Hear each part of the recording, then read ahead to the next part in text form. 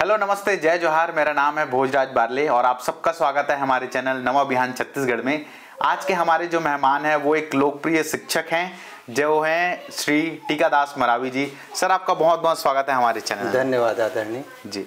Sir एक अपना संक्षिप्त परिचय दीजिए हमारे दर्शकों को। जी, मेरा नाम टीकादास मरावी है और मेरे पिताजी का नाम स्वर्गीय परसराम मरावी, माताजी का नाम स्वर्गीय श्रीमती गणेशिया बाई और मैं देहात एक छोटा सा गांव है मुरमुर विकासखंड पेंड्रा। अभी जीपीएम हुआ है, पहले बिलासपुर हुआ करता था हमारा ज़िला, अब जीपीएम है हमारा ज़िला। वहीं से बिलोंग करता हूँ सर। जी जी ठीक। तो सर जैसे मैं थोड़ा रिसर्च कर रहा था आपके बारे में तो पता चला कि आप शिक्षा के क्षेत्र में बहुत लंबे समय से हैं, तो इसके बारे में बताइए अपना थोड़ा करियर जो आप जैसे स्टार्ट किए, कब से स्टार्ट किए, कहाँ आपकी पढ़ाई हुई, इसके बारे में ज़रा बताइए। जी जी जी। चूँकि एकदम देहात एरिया है अपना, प्राथमिक स्तर का ही विद्यालय था उस समय और मैंने प्राथमिक शिक्षा अपने गांव मुरमुर से ही प्राप्त की। उसके बाद मुझे मिडिल स्कूल पढ़ना था, चूँकि आसपास नहीं था तो 15 किलोमीटर दूर पर नवा गांव, पूर्व माध्यमिक शाला नवा गांव मैंने जा कर के अपना एडमिशन कराया और 3 साल तक 6वीं 7वीं 8वीं पैदल 15 किलोमीटर जाना और 15 किलोमीटर आना।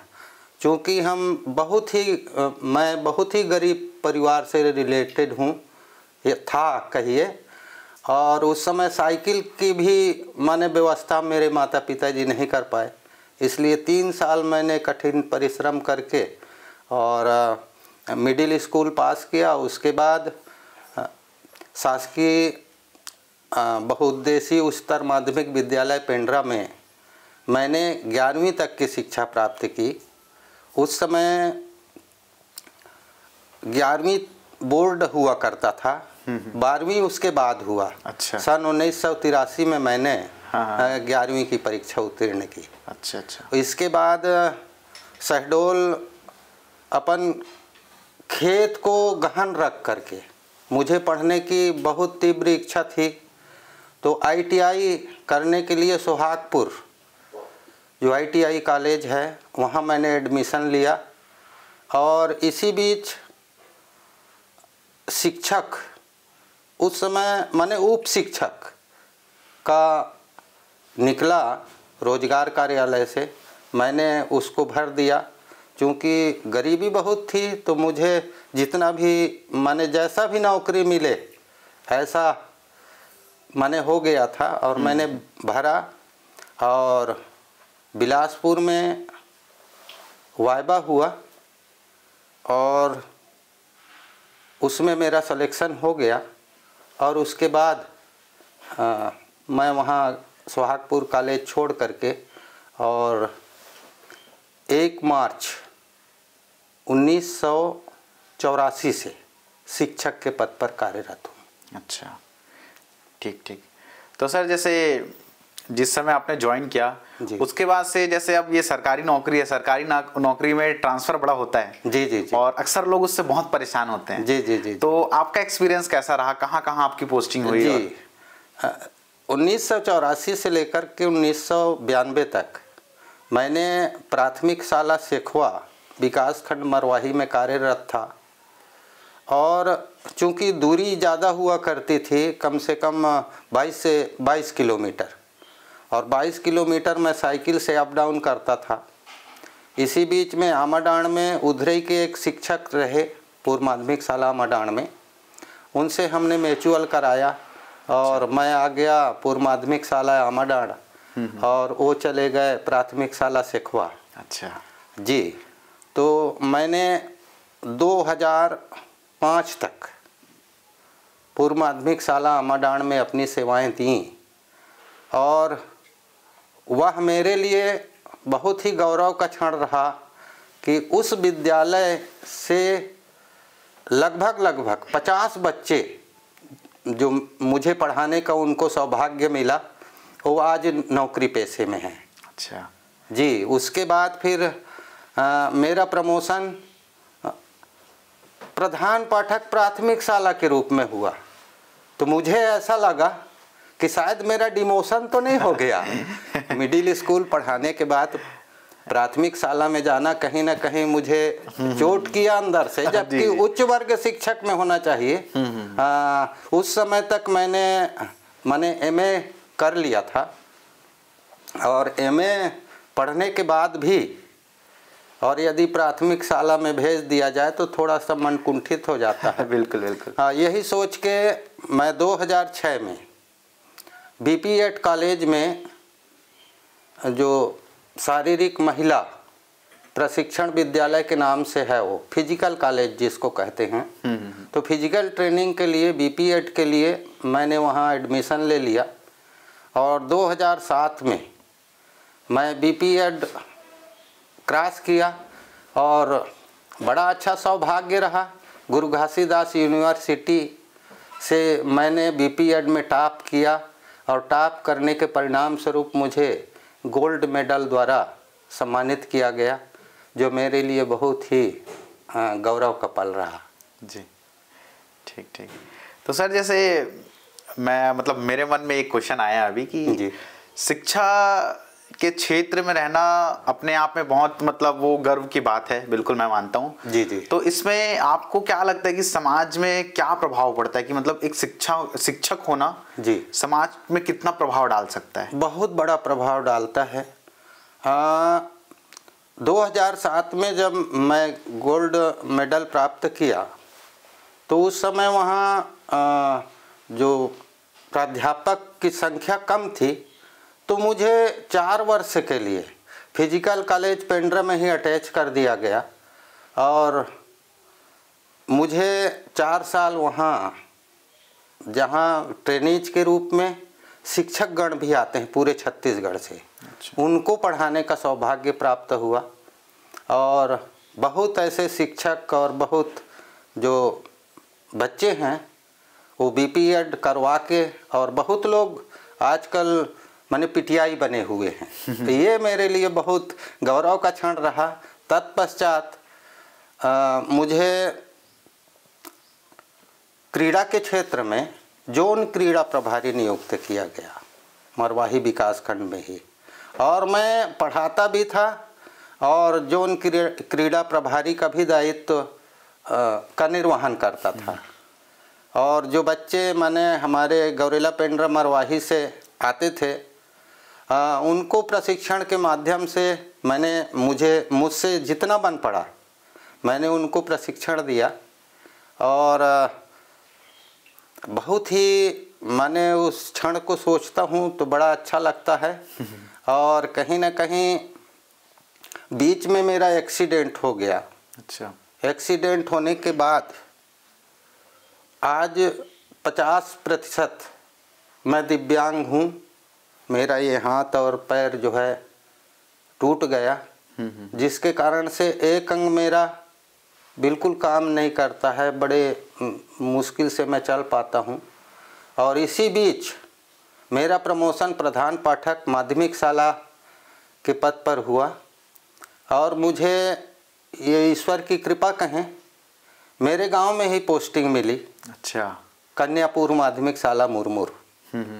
और जब मैं वहाँ पहुँचा तो मैंने देखा बच्चे तो बहुत थे, 180, जो कि शहर में नहीं रहते इतने बच्चे, 180 बच्चे थे और आधे बच्चे स्कूल आते थे, आधे नहीं आते थे। जब मैं मुखिया बन के गया तो मुझे बड़ा कष्ट हुआ कि हमारे गांव के बच्चे और पूरे आदिवासी अंचल है, वो आदिवासी माने 80% आदिवासी बच्चे, और चूंकि उनके शिक्षा के स्तर को मुझे ऊपर उठाना था तो मैंने सोचा कि बच्चे स्कूल कैसे आ पाएँ। स्कूल की स्थिति देखा तो बड़ा दयनीय रहा। कहीं गड्ढा मैदान जब पार करते थे तो उतर करके माने जाना पड़ता था, उधर भी गड्ढा और इधर भी गड्ढा, सामने भर दीवार बना था, बाउंड्री वाल, पीछे एकदम खाली था। मैंने सोचा कि कैसे बच्चों को आकर्षित किया जाए स्कूल के लिए। तो मैंने सोचा क्यों ना वातावरण का निर्माण किया जाए। तो हमारे ग्राम का नाम मुरमुर है और जथा नाम तथा गुण कहते हैं। मुरमुर में मुरुम अधिक मिलता है। अच्छा। और मैंने सोचा कि भाई थोड़ा सा गार्डनिंग कर दिया जाए। तो देखा जहाँ भी खुदाई करते थे मुरुम निकलता था, गिट्टी निकलता था। तो 2015 में मैं वहाँ आया था। तो साल भर तो मैं अपना कैलकुलेशन करता था कि कैसे किया जाए। 2016 से मैं काम प्रारंभ किया, खुदाई करवाया सामने, और मुरुम जो निकलता था, गिट्टी जो निकलता था, उसको रास्ता बनवा दिया। अच्छा। और जो जगह जिसको मैं गार्डनिंग के लिए तैयार करना चाहता था, तो मिट्टी ला करके उसमें पाटा।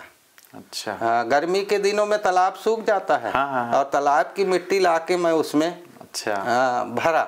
हाँ। और पीछे खाली था, सामने भर वो था। और स्कूल जो है, स्कूल का भवन सटा हुआ था पर बीच बीच में गैप था। अच्छा। मुझे कम से कम 30 से 40 मीटर बाउंड्री करवाना पड़ा ईंट की। अच्छा। और एक साइड मैंने जो रेवाई बोलते हैं हमारे यहाँ, तो उससे मैंने रुंधाई का काम करवाया। तो वो कंप्लीट हो पाया, नहीं तो जानवर घुस जाते रहे।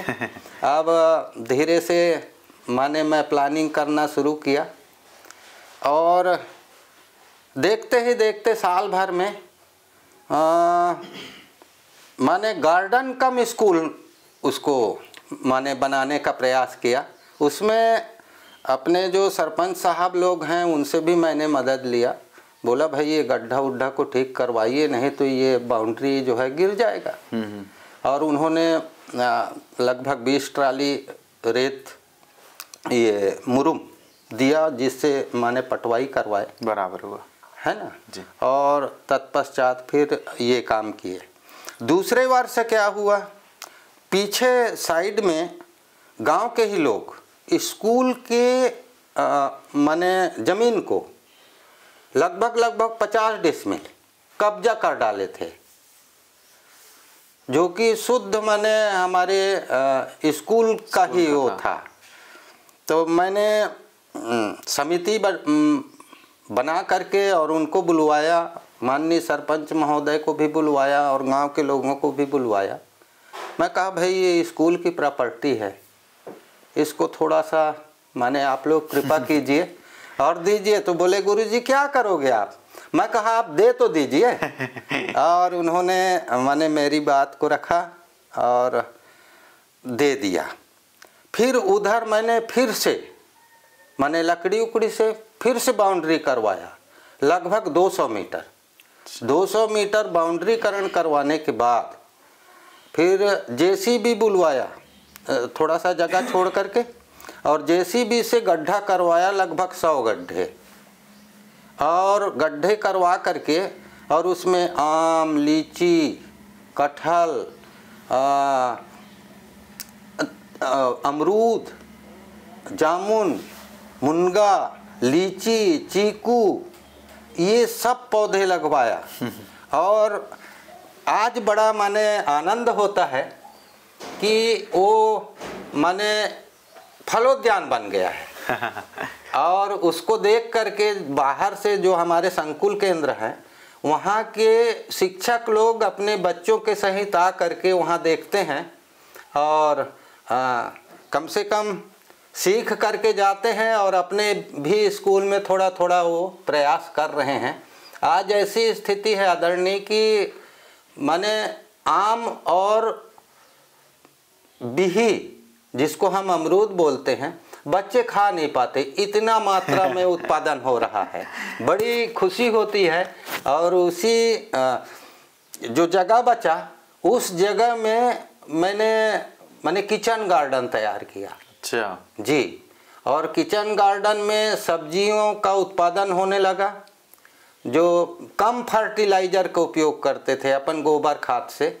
और उसमें जो सब्जियां उत्पादित होती हैं उसे हम मध्याह्न भोजन में बच्चों को खिलाते हैं। बड़ा ही सुकून मिलता है। जी।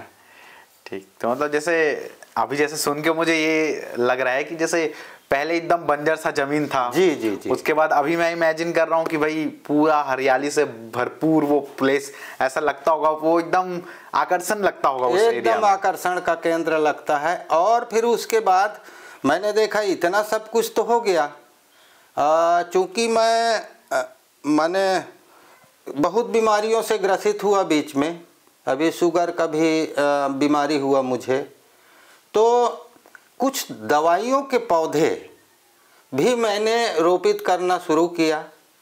कभी कभी क्या है कि बच्चे दौड़ते रहते हैं, गिर गए, किसी का उंगली मुड़ गया, किसी का हाथ फ्रैक्चर हो गया या गांव में कुछ हो गया, तो ये हड्डजोड़ नामक जो दवाई है उसे मैं अपने विद्यालय में ही मैंने उत्पादित किया हूँ।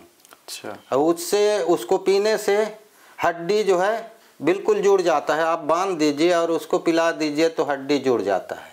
क्या और शुगर के लिए मैंने गुड़मार, एक महत्वपूर्ण दवाई होता है, गुड़मार की पत्ती को आप रोज एक एक ठो खाते रहें तो शुगर जैसे बीमारी माने दूर हो जाता है। हमारे देहात में मलेरिया बहुत होता है, तो मलेरिया की भी दवाई जो है मैंने वहाँ पर लगाया हुआ है। और इस प्रकार से मैंने इसके अलावा मैंने लोगों की भी सेवा करने का मुझे सौभाग्य प्राप्त हो रहा है। जी, शिक्षक के अलावा सर आप एक वैद्य के रूप में मुझे नजर आ रहे हो अभी। जी। सर एक क्वेश्चन मेरे मन में आया है अभी कि पहले की शिक्षा प्रणाली और अभी के शिक्षा प्रणाली में, या फिर कहें कि स्कूल्स में या फिर पूरे तौर तरीके में क्या अंतर देखते हो आप? अंतर तो हुआ है। पहले जो है इतना संसाधन हमको नहीं मिला, हम भी पढ़ाई किए पर इतना संसाधन नहीं मिला। आजकल गवर्नमेंट या कहें केंद्रीय गवर्नमेंट एक नवीन शिक्षा पद्धति लागू की है। मैं बतला दूं आपको, मैं थोड़ा सा पीछे जाना चाहता हूं जी। इसी के परिणाम स्वरूप स्कूल के कल्चर को देखते हुए, वहाँ की प्राकृतिक स्तर को देखते हुए और माननीय प्रधानमंत्री आदरणीय नरेंद्र मोदी जी द्वारा जो स्वच्छता अभियान चलाया गया उसका माने 100% पालन हमने किया। और वो स्वच्छता अभियान चलाने का प्रतिफल ये मिला कि जिला स्तर पर हमारे स्कूल को 5 स्टार दिया गया। और उसके लिए तत्कालीन ये माननीय मंत्री महोदय थे रविंद्र चौबे जी द्वारा मुझे सम्मानित किया गया बिलासपुर में। अच्छा। और उसी के परिणाम स्वरूप 2018 में महामहिम राज्यपाल के द्वारा भी सम्मानित किया गया। अच्छा जी। ठीक।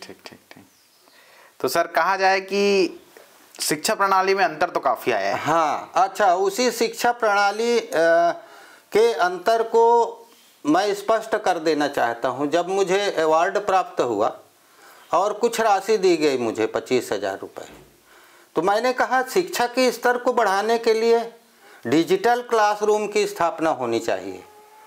मैं उस पैसे को डिजिटल क्लासरूम बनाने में खर्च किया और आज तीनों कक्षा में अपन स्मार्ट टीवी के माध्यम से देहात में पढ़ाई करवा रहे हैं। मैं शिक्षकों को बोलता हूं, मान लीजिए आप विश्राम करना चाहते हैं तो आप अपना मीटर ला करके और इसमें चालू कर दीजिए और केवल बच्चों को देखते रहिए, मॉनिटरिंग कीजिए और बच्चे बड़े ही माने चाव के साथ माने सुनते हैं माने डिजिटल के माध्यम से। और 8वीं स्तर तक के बच्चे हैं और वहाँ माने प्रैक्टिकल जो होते हैं विज्ञान या गणित में, तो मैंने उसका भी व्यवस्था किया है। मैंने जो गणित के शिक्षक हैं या विज्ञान के शिक्षक हैं, तो जो क्लासरूम मैं अलग से बनाया हूँ जहाँ प्रयोगशाला, अधिकतर माने मिडिल स्कूल में प्रयोगशाला नहीं रहता, पर अपन पूरा प्रयोग जैसे वर्नियर कैलिपर्स है, स्क्रू गेज है, स्पेरोमीटर माने कहते हैं, जितना भी प्रकार का है, पिपेट है, ब्यूरेट है, ये सब मैंने रखा है। विज्ञान के शिक्षक वहीं जाके माने पढ़ाते हैं बच्चों को। अच्छा। और दिखाते हैं तो ज़्यादा समझ में आता है। बिल्कुल सर, बिल्कुल। जो चीज़ हमको आंख से नजर आ रहा है, जो ऑलरेडी हम थ्योरी में कर रहे हैं, जी, तो जी, जाहिर सी बात है उसका कॉन्सेप्ट अलग लेवल पे क्लियर होता है। जी जी जी। इसके अलावा मैंने बॉटनिकल गार्डन का भी निर्माण किया। अच्छा। बॉटनिकल गार्डन कहें तो जैसे कोई पौधा लगाए, आमई का पौधा लगाए, तो उसके नीचे अपन लिखवा करके और लिख दिए भाई इसका नाम आम है, अंग्रेजी में मैंगो कहते हैं, उसका बॉटनिकल नेम ये है। इस टाइप का अपन लिखा करके रखे हैं। अच्छा। क्योंकि जो बच्चे अगर आगे पढ़ना चाहते हैं विज्ञान में, तो पहले से ही वो मन तैयार हो जाते हैं और उनका मन जो है विज्ञान जैसे कठिन विषय को पढ़ने की ललक उनमें उत्पन्न होती है। जी, बहुत खूब सर, बहुत बढ़िया। ये चीज़ जैसे मैं तो ग्रेजुएशन मेरा हो चुका है। जी जी जी। लेकिन इस चीज़ का कमी मुझे अपने स्कूल के टाइम पे खलता था। जी जी जी। कि अभी हो गया मेरे को स्कूल से निकले लगभग 10 साल हो गए। तो उस समय पे इतना प्रैक्टिकल लेवल पे नहीं होता था। हमको देखने को नहीं मिला। जैसे आपने ये बॉटनिकल का एग्जाम्पल दिया, तो वो चीज़ हम शुरू से सोचते थे कि यार ऐसा कुछ होता जो हम पढ़ रहे हैं उसको देखने को भी मिलता। तो वो चीज़ हमें हमारे स्कूल में नहीं मिलता था। तो ये चीज़ आपने कहा ना, तो अभी के बच्चों के लिए वो काफ़ी सही है कि वो आगे चल के अपना करियर अच्छे से ऑप्ट कर पाएंगे उस पर्टिकुलर फील्ड पे। जी जी जी जी जी। और इसके साथ साथ सप्ताह में एक दिन पूरे बच्चों को अलग अलग क्लास का, 3 क्लास हैं, तो अपन पीरियड बना दिए हैं कि चूंकि अधिकतर बच्चे माने उनके माता पिता कृषि कार्य से जुड़े हुए हैं, संभव नहीं है कि सभी बच्चे माने नौकरी प्राप्त कर लेंगे। इस उद्देश्य से कम स्थान पर, कम कृषि भूमि पर अधिक उत्पादन कैसे किया जाए, इसके लिए अपन क्लास लेते हैं वहाँ। अच्छा। और बच्चों को बताते हैं। और अपन जितने भी इंस्ट्रूमेंट्स हैं कृषि के सब वहाँ पर लगा हुआ है। अच्छा। बाहर में एक छोटा सा कुटिया बना करके और जितने भी औजार हैं उसको व्यवस्थित ढंग से माने रख दिया गया है। बताया जाता है कि ये किस काम पर आता है, कुदाल है तो किस काम पर आता है, दतारी है, पाटा है तो किस काम पर आता है, नागर किस काम पर आता है। माने सभी को व्यवस्थित ढंग से वहाँ रख करके और कृषि करते हुए हम बताते हैं कि बेटा इस काम को कैसे करना है, अपने को कैसे अंजाम देना है। माने कम स्थान पर हम अधिक से अधिक पैदावार कैसे कर सकते हैं, उसका स्पष्ट उदाहरण हमारे स्कूल में देखने को मिलता है कि उसी में हम कृषि कार्य भी कर लेते हैं और उसी में फल का भी उत्पादन हो रहा है। ठीक ठीक। तो बच्चे माने कृषि कार्य से भी माने ओतप्रोत हैं, बड़ा अच्छा लगता है उनको। एक सप्ताह में एक दिन वह भी कार्य करने का अवसर माने मिलता है। जी जी जी। सर जैसे एक और प्रश्न आया है मन में कि अब लंबे समय से शिक्षक हो आप, पूरा आपका जिंदगी शिक्षा के क्षेत्र में निकला है। जी जी जी। तो छत्तीसगढ़ सरकार से क्या मतलब अपेक्षाएं हैं जिससे शिक्षा प्रणाली और मजबूत हो सके और अच्छी तरह से चल सके, या फिर ऐसा कोई प्रोग्राम गवर्नमेंट को लॉन्च करना चाहिए जिससे और स्मूथली चल सके जी जी सिस्टम हमारा? जी, तो सरकार के द्वारा अभी विभिन्न प्रकार की योजनाएं चलाई जा रही हैं। जैसे अंगना में शिक्षा है, माने अंगना में शिक्षा कहने का मतलब जो छोटे बच्चे हैं स्कूल से घर जाते हैं तो घर में भी उनको पढ़ाया जाए।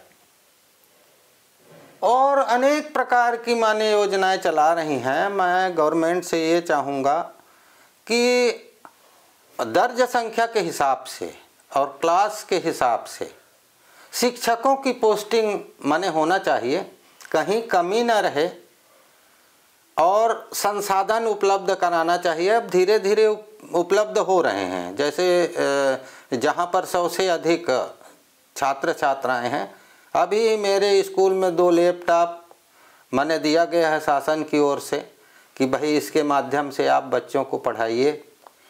तो बड़ा अच्छा लग रहा है और अनेक प्रकार के प्रशिक्षण भी करवा रहे हैं शिक्षकों को कि प्रशिक्षण प्राप्त करें और जो नई शिक्षा नीति लागू की गई है शासन के द्वारा, उसको हम माने कैसे अमली जामा पहनाएं, इस पर माने विशेष जोर दिया जा रहा है।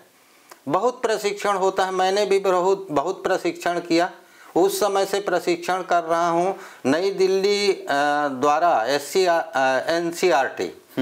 एनसीईआरटी और एससीईआरटी जो माने प्रदेश स्तर पर होता है, तो यहाँ भी प्रशिक्षण माने दिया जाता है। अच्छा। तो मुझे एनसीईआरटी में भी प्रशिक्षण प्राप्त करने का अवसर मिला। अच्छा। 2008 में, और मुझे राजस्थान उदयपुर भेजा गया, जिसमें ये बताया गया कि जो खराब सामान है या फेंकने लायक है उसको उपयोगी कैसे बनाएं, अनुपयोगी से उपयोगी कैसे बनाएं।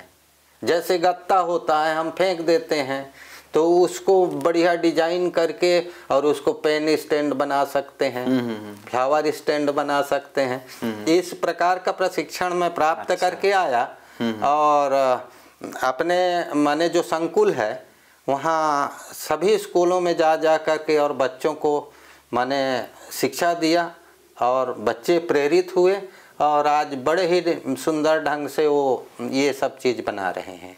ठीक ठीक। तो सर जैसे एक मैं चीज़ अपना पर्सनल चीज़ पूछना चाहूँगा आपको। जी जी जी। जैसे मैं हूँ कॉमर्स बैकग्राउंड से हूँ मैं। जी जी। मैं 11th में कॉमर्स सब्जेक्ट लिया था, और उसी में मैं आगे पूरा अपना करियर का पढ़ाई किया हूँ। जी। तो ऐसे मतलब एक सामाजिक तौर पे ऐसा एक मानना है जी कि कॉमर्स लेना सही नहीं है और साइंस मैथ्स लेना ज़्यादा सही है, उसमें ज़्यादा करियर अपॉर्चुनिटीज़ है, कॉमर्स में नहीं है। तो इस पे आपका क्या राय है? ऐसा तो मुझे नहीं लगता, मैं नहीं मानता। सभी विषय महत्वपूर्ण होते हैं। विज्ञान भी अपने आप पर महत्वपूर्ण है, पर कहीं ना कहीं कॉमर्स उससे ज़्यादा महत्वपूर्ण मैं मानता हूँ। कि मान लीजिए कहीं पर हमको शासकीय जॉब नहीं मिला, तो जो कॉमर्स का स्टूडेंट है वो अपना करियर स्वयं बना सकता है।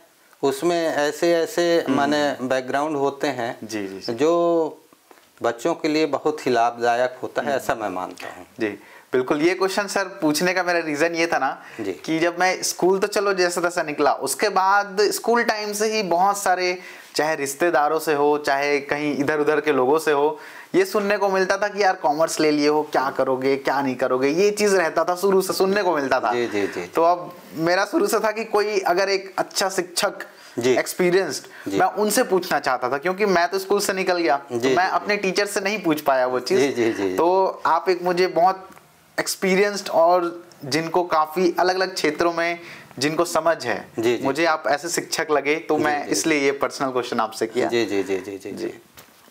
सर शिक्षा के साथ साथ खेल, संस्कृति और सामाजिक के क्षेत्र में आपके कुछ योगदान या फिर कुछ आपने किया हो, ये चीज़ बताइए। जी जी जी, बहुत अच्छा प्रश्न किया आपने। चूँकि मैं पहले भी बता चुका हूँ कि मैं बीपीएड किया हुआ हूँ खेल के क्षेत्र में। उसका लाभ बच्चों को दिलाने के लिए मैं अपने ज़िला के बच्चों को 2-3 जो मेरे शिष्य निकले, वो लोग भी बीपीएड किए, और मैंने बोला भाई एक ऐसा काम करते हैं कि जो बच्चे खेल के क्षेत्र में जाना चाहते हैं तो उनको हम अलग से प्रशिक्षण दें छुट्टियों में। और हमने एक काम प्रारंभ किया, और ऐसा हुआ कि आज एक पेंड्रा का वासुदेव बरेट जो रणजी ट्रॉफी के लिए सेलेक्ट हो गया है, और आज छत्तीसगढ़ की ओर से वो खेल रहा है, ये भी बहुत बड़ी उपलब्धि है। और 2007 से लेकर के मैं 2013 तक छत्तीसगढ़ के टीम को लेकर के राष्ट्रीय स्तर तक जाता था, और उसमें कोच की भूमिका अदा करता था, जिसमें जिम्नास्टिक है, एथलेटिक्स है, कबड्डी है, खो खो है, वॉलीबॉल है। तो लगभग 8-10 बार तो राज्य स्तरीय कोच बन करके गया, और 6 या 7 बार मैं राष्ट्रीय स्तर पर छत्तीसगढ़ का कोच बन करके और जाने का मुझे सौभाग्य प्राप्त हुआ। ये मेरे लिए खेल के क्षेत्र में बहुत बड़ी उपलब्धि है और उसी का परिणाम ये हुआ कि मैं अपने स्कूल में खेल हब का निर्माण कर रहा हूँ। कार्य प्रगति पर है। मैं ये चाहता हूँ कि देहात में भी माने हर खेल से हर बच्चा वाकिफ हो सकता है उसका कैरियर खेल के माध्यम से बन जाए। ये प्रयासरत हूँ मैं अभी भी दिव्यांग होने के नाते। और मैं स्कूल में समय सीमा मेरा नहीं है। 8 बजे प्रातः से लेकर के और रात 8 बज जाता है क्योंकि ये सब चीज़ को देखना पड़ता है कि कोई चोरी ना कर ले। और इसी के नाम से मैंने इनकी रखवाली के लिए, चूँकि कोई एजुकेशन है, भले कन्याशाला है मेरे यहाँ, बच्चे भी पढ़ते हैं और बच्चियाँ भी पढ़ती हैं, तो उसके लिए मैं अपने खर्चे से कम 8 CCTV कैमरा लगा रखा है। अच्छा। और उससे ये होता है कि शिक्षक भी चोरी नहीं कर पाते क्योंकि मैं संस्था प्रधान हूँ। समय का भी गणना होते रहता है कितना समय आए, और मैं अपने जगह से ही माने बैठ करके और पूरे तीनों कक्षा का निरीक्षण कर सकता हूँ कि कहाँ पढ़ाई हो रही है, कहाँ नहीं हो रही है, कहाँ बच्चे बदमाशी कर रहे हैं। और एक चीज़ और बता दूँ, मैं शिक्षकीय कार्य करते हुए मैंने मंडल संयोजक, अमूमन BO के भी प्रभार में रहा मैं 2-3 महीने, संकुल केंद्र प्रभारी का दायित्व निर्वहन किया, संकुल में CSC होते हैं उनके भी दायित्व का निर्वहन किया। माने बड़ा अच्छा लगा कि मैं, और ये दायित्वों को प्राप्त करके मैंने पढ़ाई कराना कभी नहीं छोड़ा।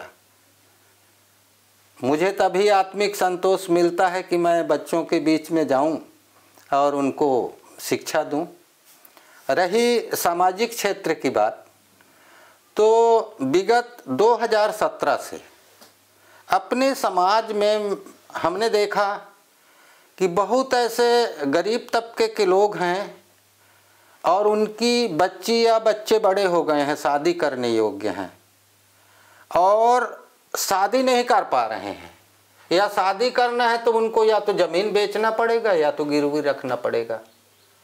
तो हमने अपने समाज स्तर पर एक कमेटी का गठन किया, ब्लॉक स्तर पर भी किया, ग्राम स्तर पर भी किया और जिले स्तर पर, आजकल माने राज्य स्तर पर भी हमारे समाज का गठन हो गया है। तो हमने जो योग्य व्यक्ति हैं उनसे कुछ मदद लेकर के, कुछ मदद हमने करके, और प्रतिवर्ष 2017 से लगातार निर्धन कन्याओं का शादी करवाते हैं। अच्छा। Free of cost. और अपने समाज में आज ये स्थिति आ गई है, थोड़ा सा परेशानी उठाना पड़ा कि ओली और तिलक जैसे प्रथा को हमने पूर्ण रूप से समाज से खत्म कर दिया। ना आप ओली डालोगे ना तिलक डालोगे, दोनों में खर्च होता है और लोग परेशान रहते हैं। बिल्कुल। पाश्चात्य संस्कृति मानता हूँ मैं इसको। और आज ऐसा हो गया है कि माने बड़ा अच्छा रूप ले लिया है।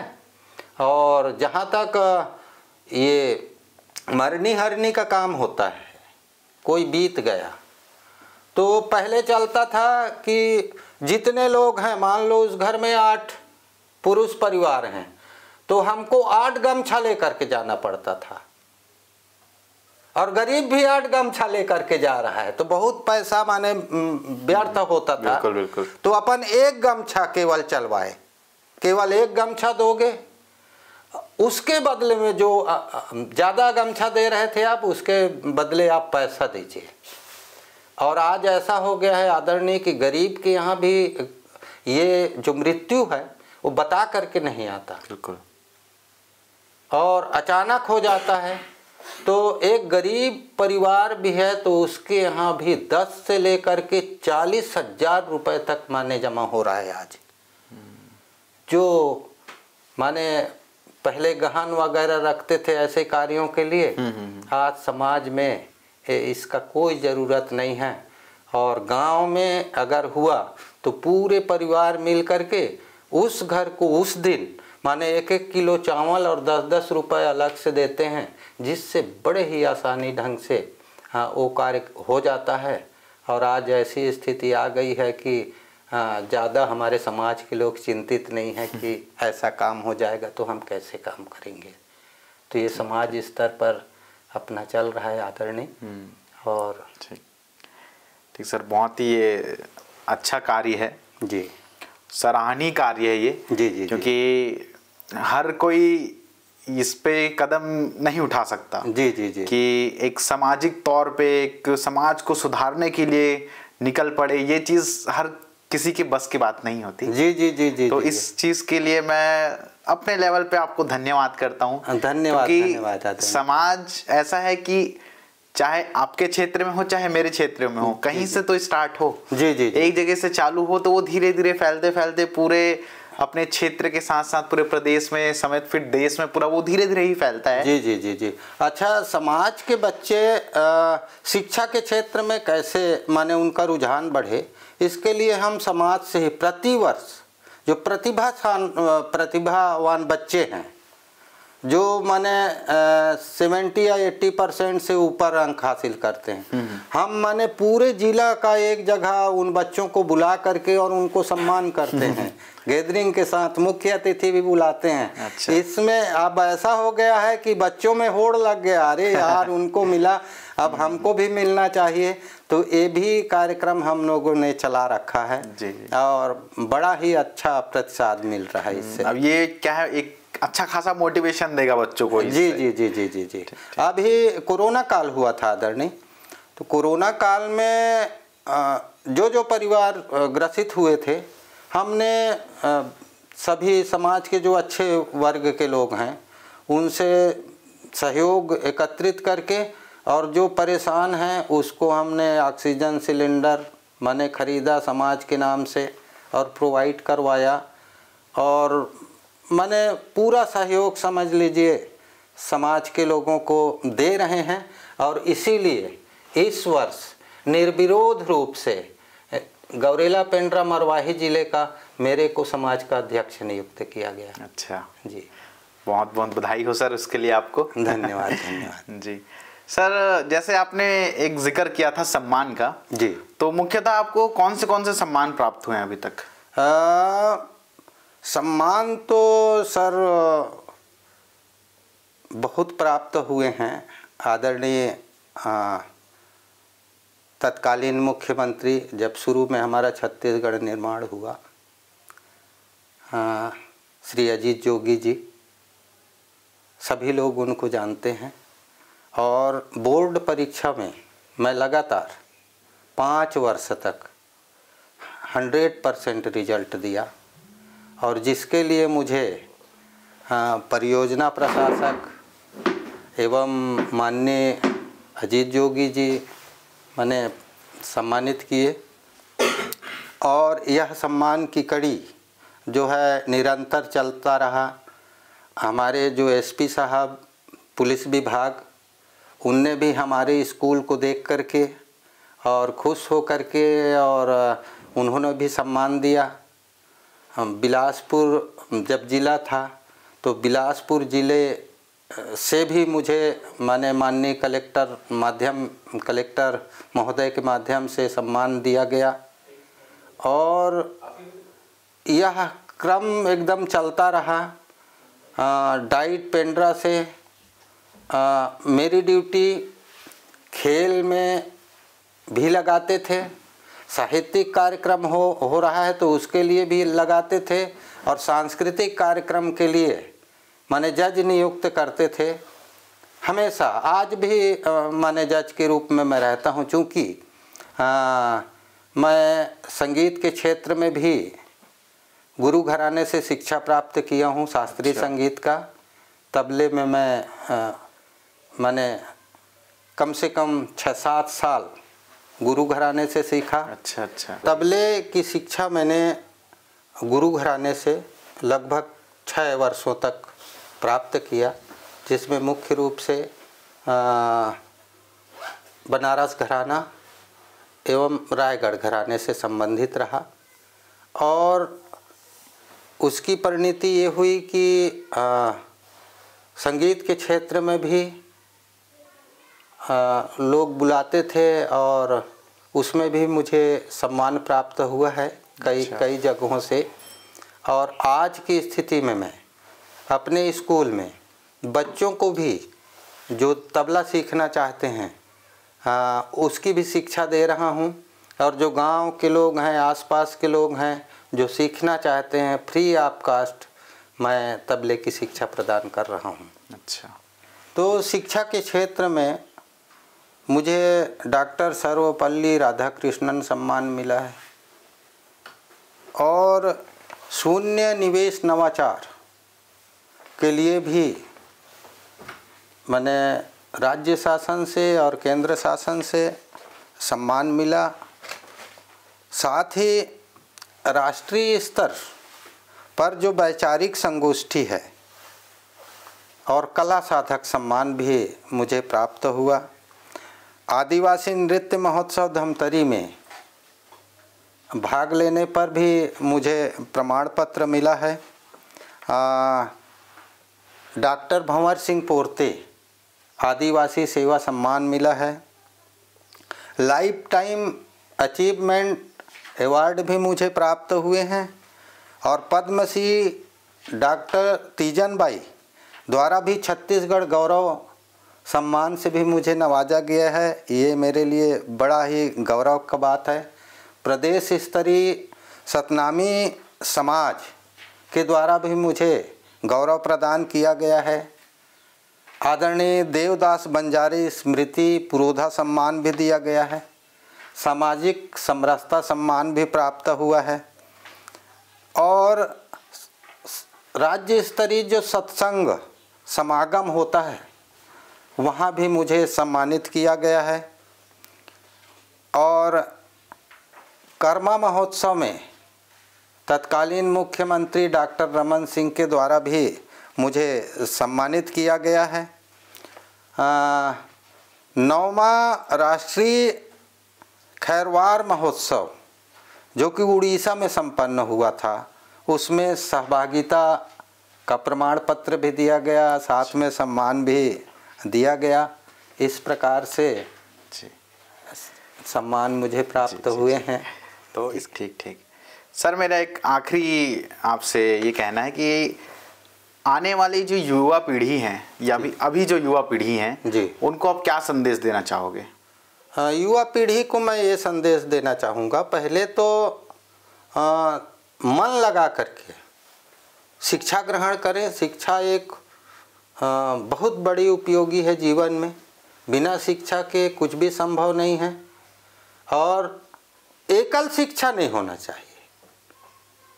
हम माने पढ़ाई के साथ साथ खेलकूद में भी रुचि रखें। खेलकूद भी एक शिक्षा है, उसके माध्यम से भी आगे बढ़ सकते हैं। जैसे हम देख रहे हैं आजकल विश्व स्तर पर ऐसे ऐसे माने खिलाड़ी हो रहे हैं, चाहे वो कबड्डी हो चाहे वो क्रिकेट हो। क्रिकेट तो ज़्यादा फेमस हो गया है इस समय। तो जो पढ़ाई नहीं करना चाहता है या किसी कारणवश पीछे रह जाता है तो कहीं ना कहीं वो शिक्षा उनकी काम आएगी। संगीत शिक्षा भी लेना चाहिए और इसके साथ साथ जो बच्चे हैं उनको हम ये सिखाना चाहेंगे या सिखाना चाहिए कि जो नियम है उसका कड़ाई से पालन करें।